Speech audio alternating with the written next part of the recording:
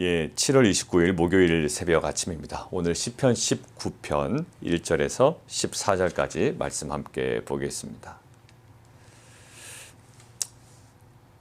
이 시편 19편은요, 두 부분으로 좀 나눠서 보면 좋을 것 같아요. 뒤에 우리가 본문에서도 나와 있지만 그 앞부분 6절까지를 이제 창조에 관한 찬양, 그리고 7절 이후의 그 후반부를 하나님 말씀, 율법에 대한 그 찬양, 이렇게 두 부분으로 나눠서 보면 좋을 것 같습니다. 그리고 그 두 개의 그 좀 상관관계 속에 우리가 함께 좀 묵상해 보려고 합니다. 여러분들 그 앞부분 6절까지의 그 창조에 관한 그 찬양을 이야기할 때 오늘 의인화된 대상들이 있습니다. 그것이 바로 뭐 하늘, 또 궁창, 날, 밤이었습니다. 이것들이 막 선포할 수는 없단 말이에요. 그리고 무엇인가를 막 나타내지 못합니다. 그리고 말하고 지식을 전한다?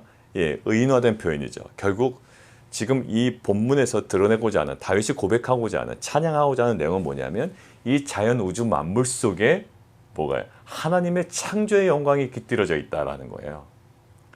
자, 로마서 1장 20절에도 그렇게 나와 있습니다. 창세로부터 그의 보이지 아니하는 것들, 곧 그의 영원하신 능력과 신성이 보이지 않죠? 그러나 그가 만드신 만물에 분명히 보여 알려졌다라고 이야기해요.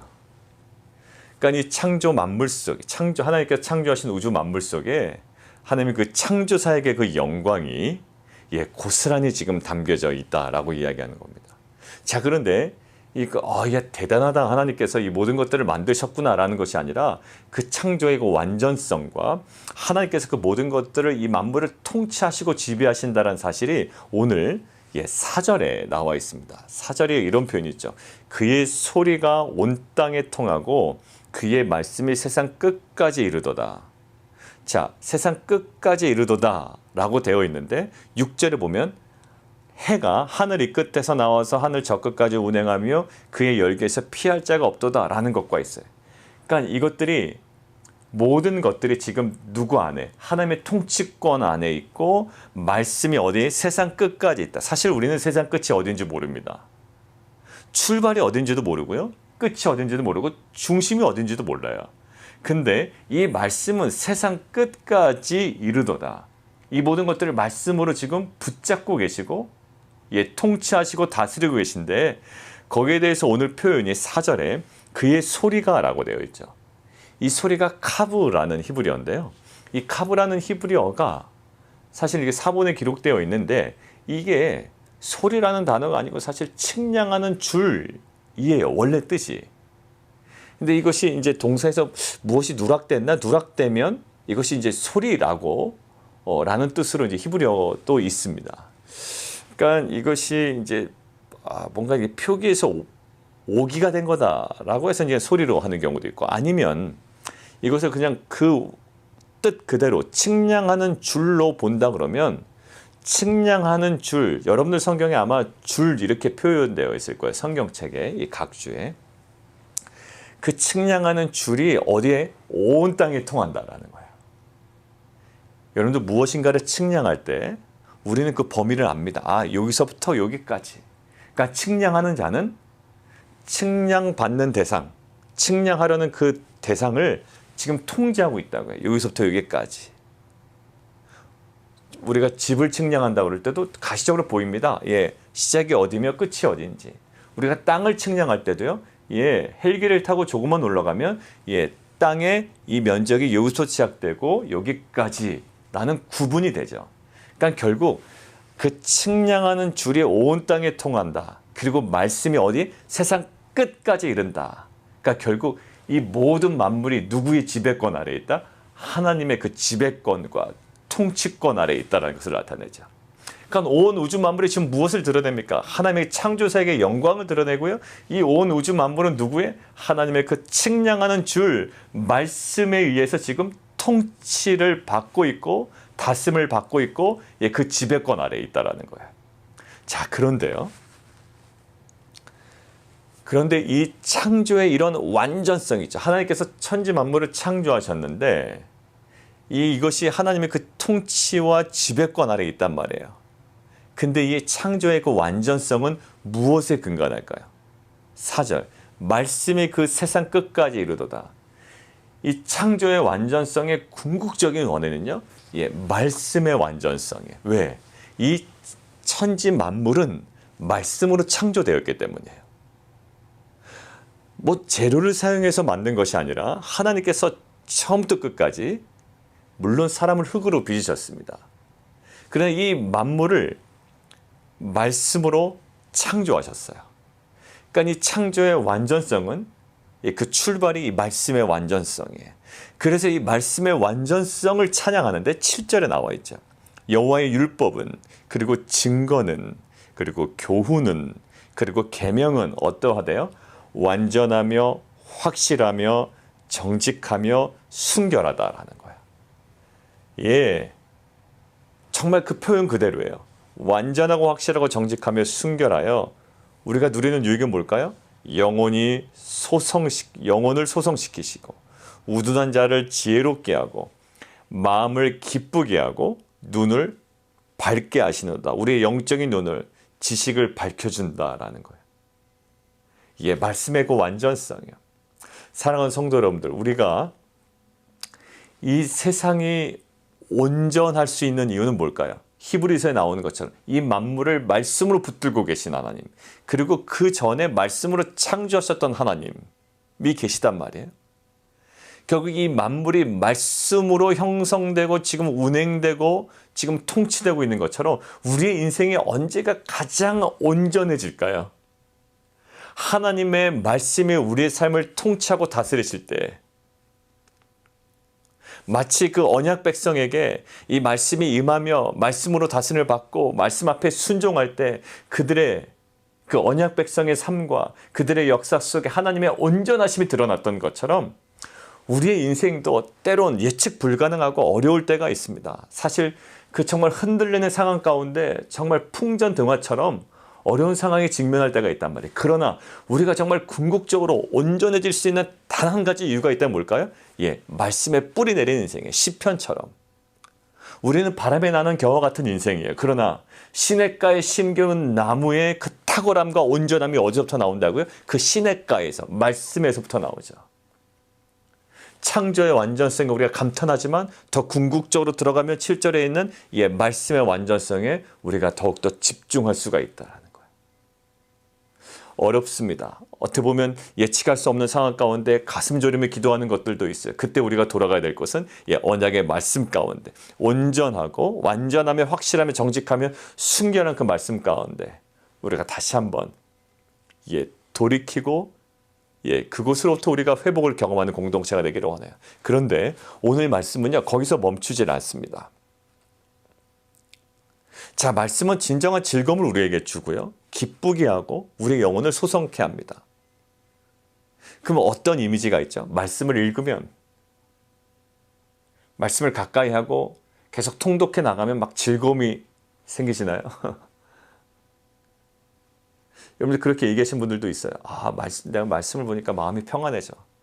하나님의 말씀을 읽다 보면 마음이 평안해져. 너도 읽어봐. 근데 어떤 분은 말씀을 읽으면요, 마음이 불편해질 때가 있습니다. 불편해지는 게 나쁘다는 얘기가 아니에요. 불편해질 때가 있다고요. 왜? 이 말씀은 살아있고 운동력이 있어. 좌우의 날선 어떤 검보다도 뭐하거든? 예리하며. 그래서 우리의 관절과 심령, 골수를 찔러 쪼개기까지 한다. 근데 평안할 수가 있을까요, 그때? 말씀을 읽으면 우리의 영적인 근육이 막 무럭무럭 자라나고 걱정 근심은 사라지고 그냥 만사태평하게 되고 하나님께서 모든 것들을 선하게 다 해결해주고 이렇게 될까요? 아니, 그렇지 않아요. 우리가 말씀을 가까이 대하고 말씀이 우리에게 완전하고 확실하며 정직하며 우리의 영혼을 소성시키고 지혜롭게 하며 우리를 기쁘게 한다는 그 실체가 무엇인가요? 그리고 10절 보세요. 금 곧 많은 순금보다 더 사모할 거래. 여호와의 법. 꿀과 송이꿀보다 더 달대요. 결국 최고의 즐거움을 상징하는 거거든요. 하나님의 말씀은 최고의 즐거움이다. 벌집에서 막 꿀이 흘러 넘치는 것들, 어떤 그런 이미지가 나와요. 그 말씀만 보면 막 너무 단 거야. 그렇죠. 여러분들 실제로 그렇게 달 때가 있죠. 그러나 항상 그렇지는 않습니다. 자, 오늘 우리가 묵상하려고 하는 포인트가 바로 그거예요.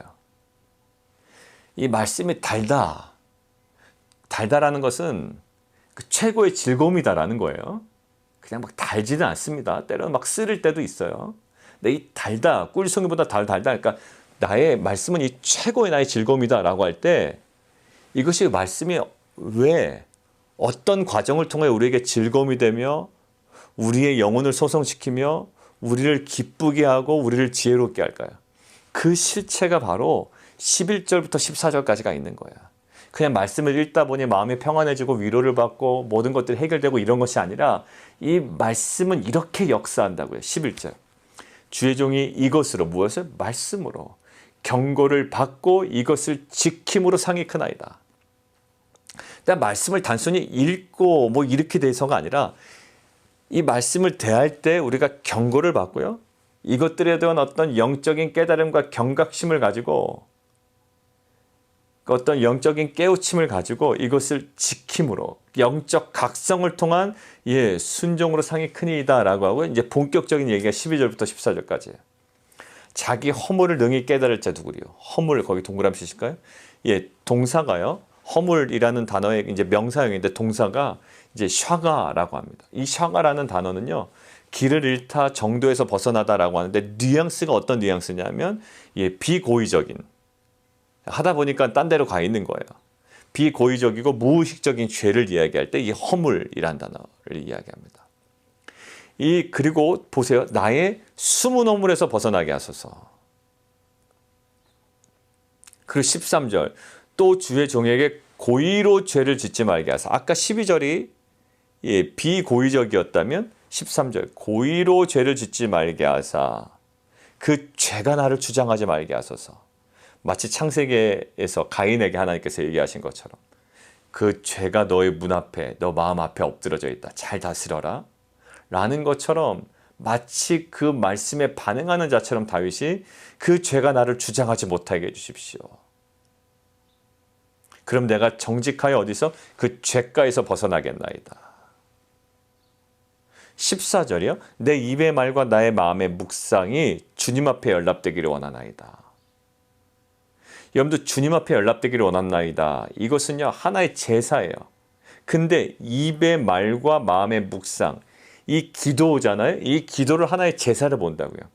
이게 바로 호세아 14장 2절에 이렇게 기록되어 있어요. 호세아 14장 2절에 너는 말씀을 가지고 여호와께로 돌아와서 아뢰기를 모든 불의를 제거하시고 선한 바를 받으소서. 우리가 숫송아지를 대신하여 입술의 열매를 주게 드리나이다. 입술의 열매를 주게 드리나이다. 무엇을 대신하여? 숫송아지를 대신하여. 14장 호세아 14장 2절은요. 진정한 회개를 통한 이 제사의 회복이에요. 이 진정한 회개, 입술의 말과 마음의 묵상이 주님 앞에 연락되기를 원합니다. 입술의 열매를 주께 드리나이다. 무엇을 대신하여? 숫송아지를 대신하여. 자, 지금 보세요. 12절부터 14절까지 허물을 능히 깨달을 자 누구리요? 숨은 허물에서 벗어나게 하시고 고의로 죄를 짓지 말게 하시고 죄가 나를 주장하지 못하게 하시고 내가 정직하여 큰 죄가에서 벗어나겠나이다. 결국 지금 말씀 안에서 지금 뭐죠? 말씀은 온전해요. 지금 하나님의 율법을 찬양하고 있고요. 말씀의 온전함을 찬양하고 있다고요. 이 온전한 이 말씀이 우리를 온전하게 하시고 정말 기쁘게 할 것이고 우리를 새롭게 할 거며 우리를 지혜롭게 할 거예요. 그런데 그 모든 과정 중에 이 메커니즘 속에 가장 무엇이 중요하냐면 이 말씀의 어떠한 부분. 말씀 안에서 이런 우리의 무수한 죄를 깨달을 수 있게 된다는 거예요. 허물, 비고의적인 죄, 무의식적인 죄를 깨닫게 돼요. 숨은 허물을 발견하게 된다고요. 여러분들 정말로 우리가 하나님과의 관계가 우리가 정말 즐겁다라고 우리의 영혼이 즐겁습니다라고 하는 것은 어떤 걸까요? 말씀을 그냥 읽기만 하면 마음이 즐거워지진 않아요. 참 신앙생활 너무 좋은 것 같아요, 목사님. 말씀을 읽으니까 마음이 평안해지고요. 너무 즐겁습니다. 이런 인생은 없는 것 같아요. 여러분들 그렇진 않을 거예요. 우리가 말씀을 읽음을 통해 우리가 마음이 자동적으로 평안해지진 않습니다. 오늘 그거 얘기하고 있는 게 아니에요. 더 달다. 그래서 내 삶이 온전해졌다 이 얘기하고 있는 것이 아니라 그 온전해지는 과정과 메커니즘 속에 뭐가 있냐면 하나님의 말씀을 지금 읽고 있잖아요. 근데 막 즐거워진단 말입니다. 근데 그게 감정적인 즐거움이 아니라 정말로 우리의 인생이 즐거워지려면 뭐가 회복이 돼야 될까요? 하나님과의 관계가 회복이 돼야 진정한 즐거움이 있죠. 우리 인생이 온전해진다라고 할 때 하나님과의 어그러진 관계는 상관없이 우리의 인생이 그냥 항상 무엇인가 승승장구하고 만사형통하고 이런 것은 없단 말입니다. 그러니까 우리의 삶이 온전해진다. 내 삶이 참 화평하다. 평안하다. 참된 안식을 경험한다.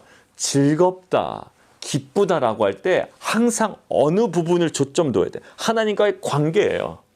하나님과의 관계가 회복이 되지 않았는데 내 삶이 온전하다, 기쁘다, 평안하다, 안식이다 이거 없어요. 그러니 지금 말씀이 어떤 역할을 합니까? 말씀이 나의 숨은 죄, 무수한 죄, 무의식적으로 지은 거, 마음의 동기 부분 이 모든 것들을 들춰낸다고요.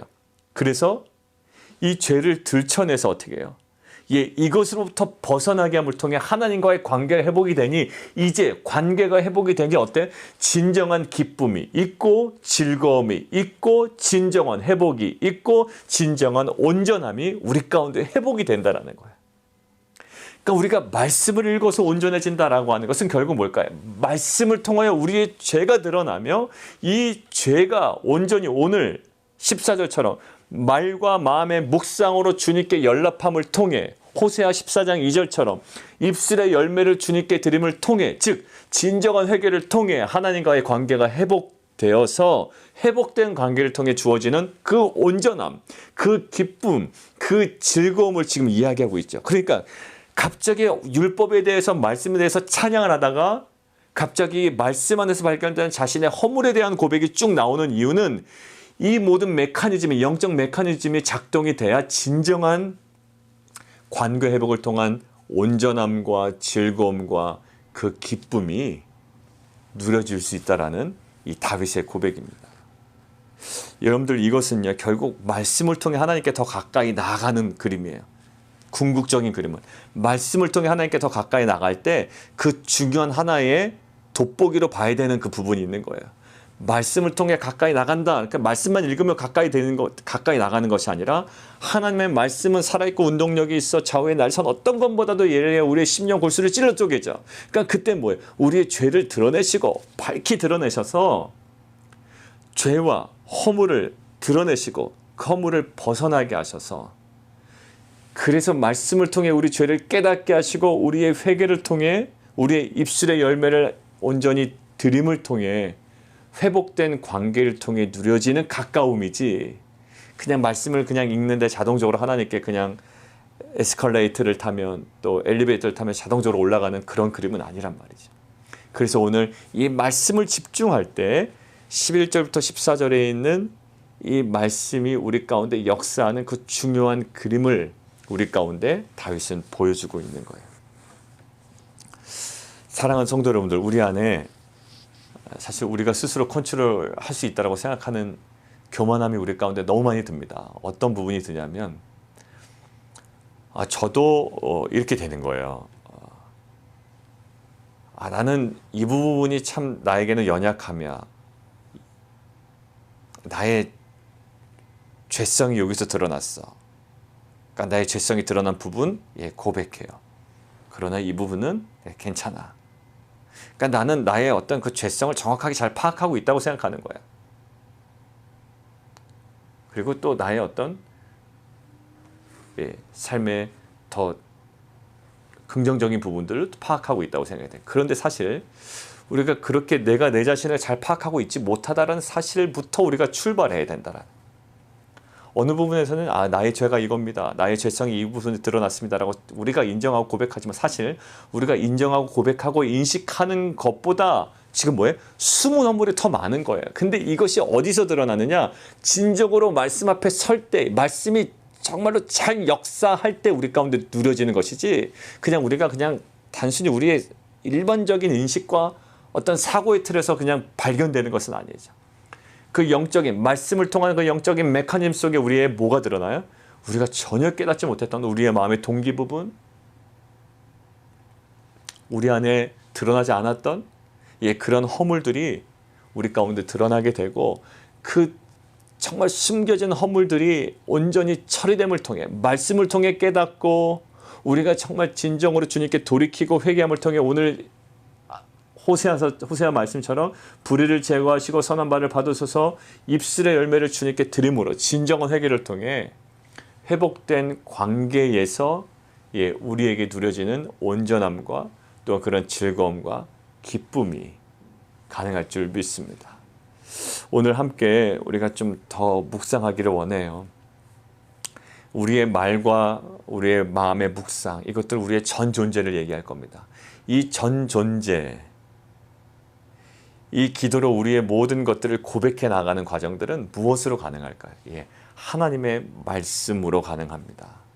말씀으로 숨은 허물들이 드러나게 하고 그것들이 깨달아지며, 그리하여 그것에 대한 당혹함으로 주 앞에 회개함을 통해 이게 하나님과의 관계가 회복이 돼야, 그게 이제 말씀을 통해서 진정으로 온전함과 이 지혜와 기쁨과 즐거움이 우리 가운데 주어질 줄 믿습니다. 우리가 말씀을 본다, 말씀을 가까이 한다라는 그 실체가 무엇인지 오늘 다윗은 우리에게 이야기를 하고 있습니다. 이것으로 경고를 받고 이것을 지킴으로 상이 크니이다. 우리의 그 기도 제목이 이렇게 있으면 좋겠어요.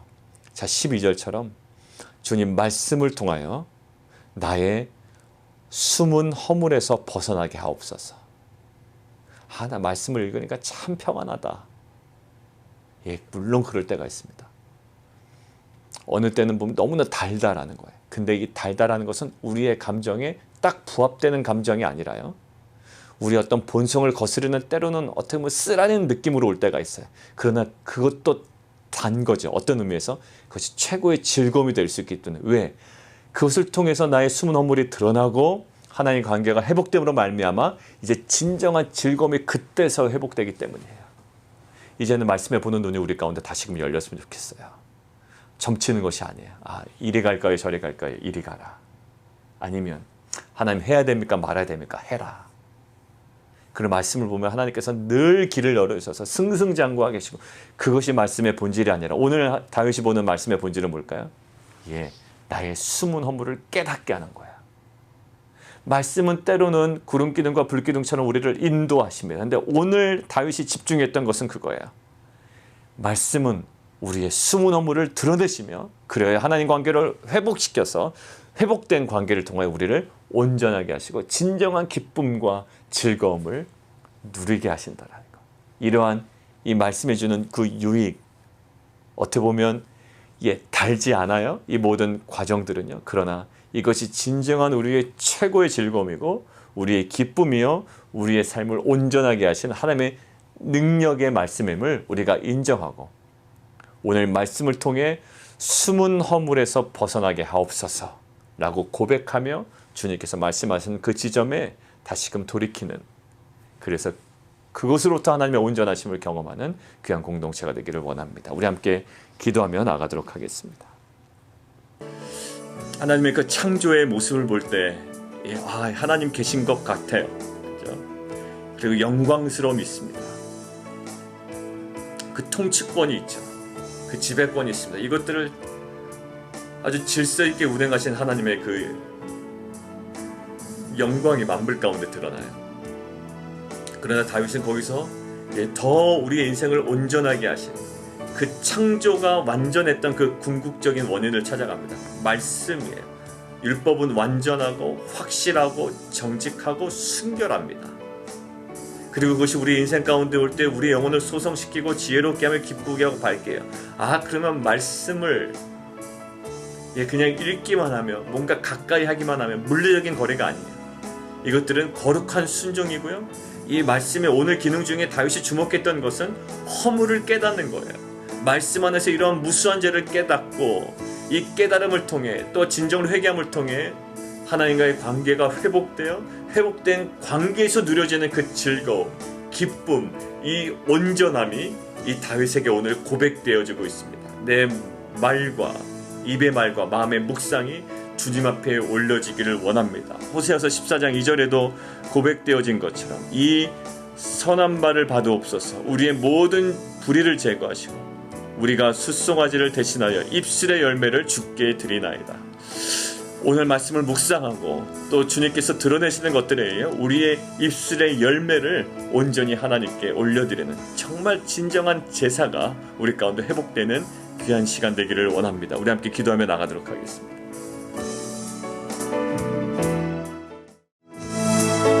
우리 함께 기도하도록 하겠습니다. 우리 8월 8일에 우리 침례식이 있죠.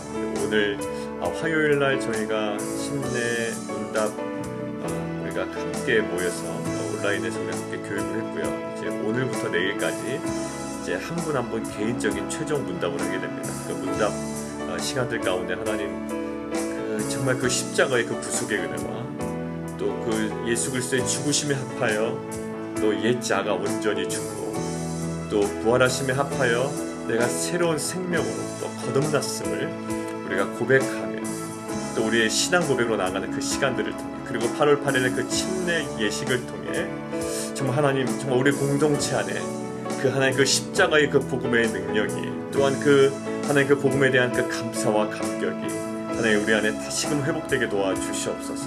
그리고 날씨를 위해서도 좀 기도해 주시고 8월 8일에 있는 왜냐면 야외에서 진행되는 것이기 때문에 그 날씨와 그 준비되는 모든 상황들과 또 침례를 준비하는 모든 성도님들 한 분 한 분을 14분 우리를 위해서 우리 함께 좀 기도해 주시고요.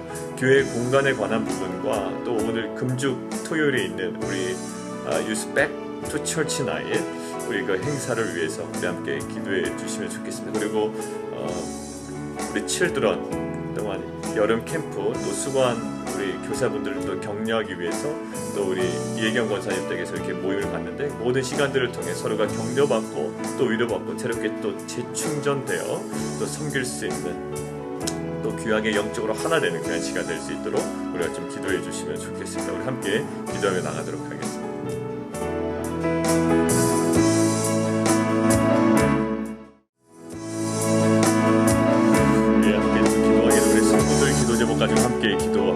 그리고 우리 개인 기도 제목 가지고 함께 기도하는데 우리 그동안에 9시 기도에 계속 기도했던 그 기도의 제목들 가지고 함께 기도해 주시고 또 여러 가지 행정적인 또 절차 속에 또 준비해야 되는 분들 또 여러 가지 또 해결돼야 될 여러 가지 또 문제들 또 간구하는 가운데 하나님 정말 그 속에 하나님의 그 의도와 계획과 또 선한 은혜들을 저희가 누리게 하여 주옵소서. 특별히 행정적인 절차 속에 막힘없게 하시고 또 그것들을 주관하시는 모든 또 담당자들 또 여러 가지 또 한국에서 소상권으로 기도하고 있는 또 우리 권사님도 계신데 그 모든 것들 속에 정말 하나님의 그 온전한 그 은혜가 또 그 속에 담긴 또 하나님 그 선한 계획들이 정말 우리에게 누려지는 귀한 시간 되게 도와주시옵소서. 우리 성도들 기도 제목 우리 함께 놓고 또 개인 기도까지 함께 하도록 하겠습니다.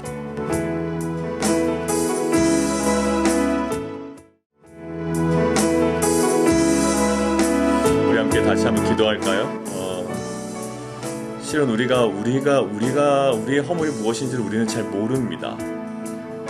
근데 어느덧 신앙생활 하다 보면 저의 모습 속에 기도하면서 느꼈던 건 내가 잘못한 건 이거고 내가 잘한 건 이거야 라고 그냥 나는 내 자신에 대해서 너무 잘 알고 있다고 생각이 드는 거예요. 나는 이 부분만 좀 보완하면 돼. 이 부분 내가 최근에 이 부분이 나의 어떤 죄야. 하나님 앞에 온전하지 못했어. 그 외에 이것들은 괜찮아. 이것들은 회개해야지. 너무나도 나를 잘 알고 있다고 생각을 했던 거예요. 그리고 나의 죄가 무엇인지, 또 내가 회개해야 될 지점이 무엇인지 잘 알고 있다고 생각을 했고요. 그런데 오늘 말씀을 묵상하고 기도하는데 사실 우리의 허물 잘 모르는 거예요. 우리는 내 허물도 알지만 저 사람의 허물도 우리는 잘 알고 있다고 생각합니다. 뭐 사정없이 얘기하죠. 저 사람은 뭐가 잘못이고 아쉽고 안타깝고, 물론 그 모든 것들이 주님의 사랑 안에서의 품고 기도하는 제목으로 나가면 상관이 없어요. 근데 나는 내 자신의 죄도 잘 알고 있고 저 사람의 죄도 잘 알고 있고, 그러나 우리의 궁극적인 정말 우리 해결되지 않는 지점은 뭐냐면 우리가 우리 자신을 모른다라는 거예요. 어디 앞에? 말씀 앞에 가면 숨겨진 죄가 드러나잖아요. 근데 우리가 말씀 앞에 감에도 불구하고 전혀 그렇지 못했다 그러면 이거 뭔가 이게 작용이 잘못된 거고요. 우리 안에 뭔가 해결되지 않은 그 부분이 자꾸 막고 있는 거죠. 정말로 너무나도 천진난만했지.